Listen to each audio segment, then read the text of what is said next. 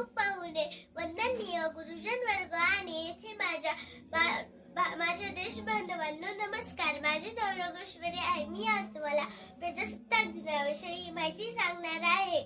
ते देशासाठी लढले ते अमर हुतात्मे झाले. जे देशासाठी लढले ते अमर हुतात्मे झाले. सोडिले सर्व घरदार त्यागिला सुखी संसार. सोडिले सर्व घरदार त्यागिला सुखी संसार.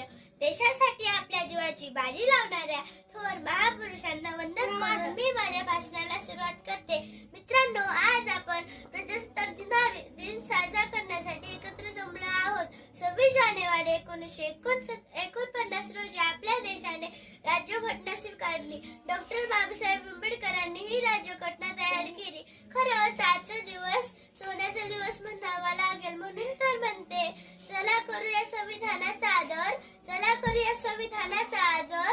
आज ज्याने दिला आपला जगण्याचा शिकण्याचा अधिकार, आज ज्याने दिला आपला जगण्याचा शिकण्याचा अधिकार. संविधान आहे म्हणून तर वेगवेगळ्या जाती धर्माचे, वेगवेगळ्या भाषा बोलणारे लोक सुखा समाधाने राहत आहेत. विविधतेत ऐकता आहे आमचा शान. म्हणूनच आहे आमचा भारत देश महान. म्हणूनच आहे आमचा भारत देश महान.